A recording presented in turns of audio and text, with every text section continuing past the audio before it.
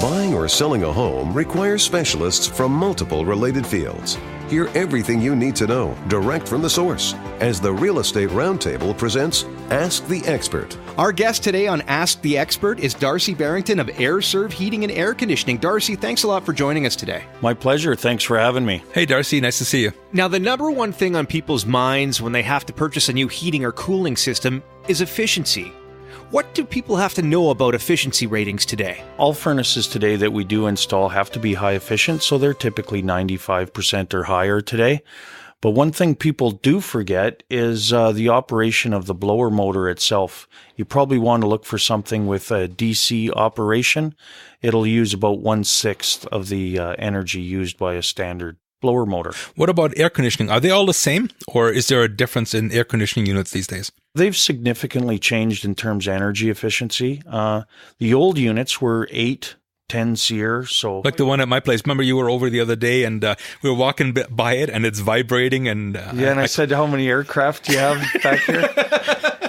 That one is a little older, and now they start at 13 SEER, but they can go up above that. What's SEER stand for? The Seasonal Energy Efficiency Ratio, and we use that to measure efficiency instead of percentage like we use on combustible type units. So ballpark, off the top of your head, mine you thought was maybe a 6 or an 8? I'm thinking it's probably an 8 or a 10. Okay, so if I switch to a 14, really, realistically, how much money would that save me electricity-wise? It's pretty hard to put an exact number on it, and that's why we use these ratios instead, because everybody uses AC differently. So that's one reason why we kind of do it that way. We know that it's quite a bit more energy efficient, but typically you're looking at $10 to $15 perhaps a month that it's being used continuously. All right. And the higher SEER ratio too, it's usually a much quieter unit. Okay, quieter than mine was.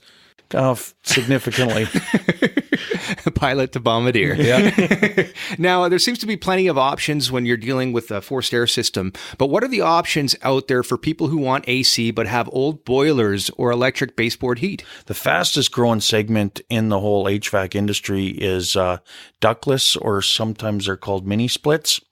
They have an outdoor unit similar to a regular AC, but they have head units that go in strategically placed locations in your home. Yeah, these are options I always tell people when they're looking at buying a house, let's say River Heights, for example, where they still have the old boiler and they have no ducts running through the house. And they're wondering, you go up to the second floor on a hot day. That's where all the heat gets trapped. How do you sleep at night, right?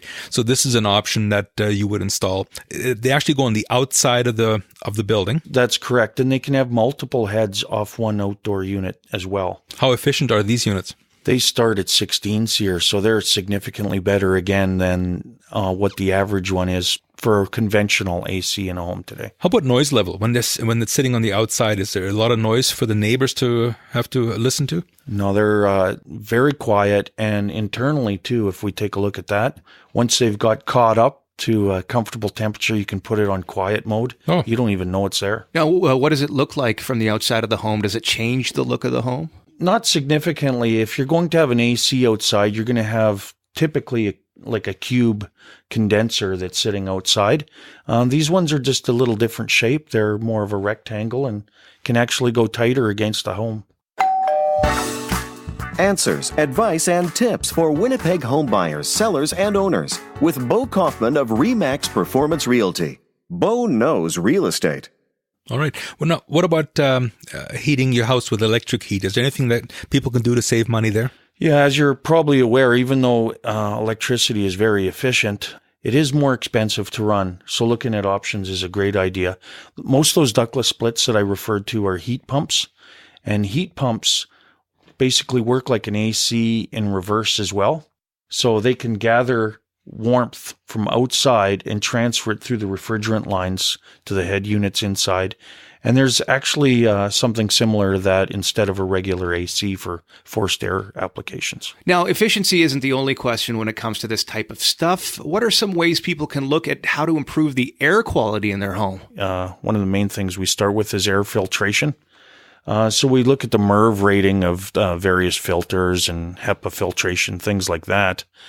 And to go a little bit beyond that, we might look at something like an air purification system, and there's basically two main types available. There's a UV type that uses like UV bulbs inside the ductwork. They require a bit more maintenance than the other type, which is a cold plasma air purifier. Would the UV kill smells and odors? It will, but sometimes people don't even realize when they've quit working. Okay. And those bulbs are supposed to be changed every 18 to 24 months, so significant maintenance. Now, that cold plasma, that's something that you put into my house. That's the system? That's absolutely correct, yeah. And that has one item that has two prongs that shoots positive and negative ions out of it.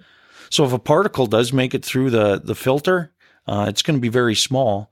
Now it's got a positive or a negative charge and attaches to another one, which makes it bigger, and it'll get caught in the filter on the way back. It gives the particle an afro. Something like that, yes. Electric shock therapy.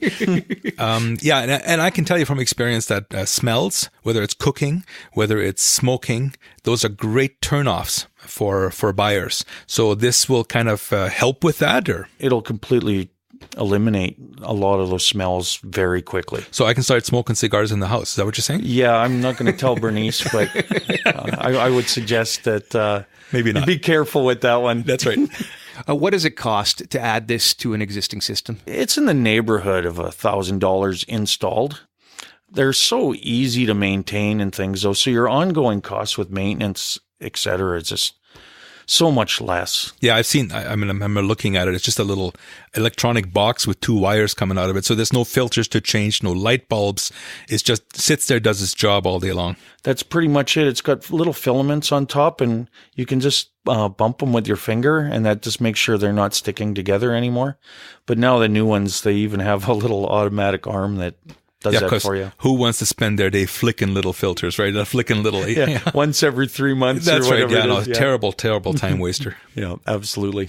Darcy Barrington is from AirServe Heating and Air Conditioning. Darcy, if someone wants more information, where can they call? The best thing to do would be to call our office at 204-832-3206, or they can look us up at airserve.ca/Winnipeg. Excellent. Thank you so much for joining us today, Darcy. Thanks, Dars. Yeah, thanks for having me. Okay. It's a great time. See you, buddy. Ask the Expert is a monthly feature on the Real Estate Roundtable. To hear the latest full episodes of the show, go to iTunes or Stitcher.com and search for Winnipeg's Real Estate Podcast.